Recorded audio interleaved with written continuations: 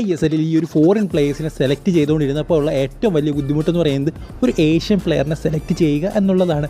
കാരണം അത്യാവശ്യം ചെറിയ തുകയ്ക്ക് അത്ര നല്ല ഫോറിൻ പ്ലേയേഴ്സിനെ കിട്ടാനുള്ള സാധ്യതകളൊക്കെ വളരെയധികം കുറവാണ്.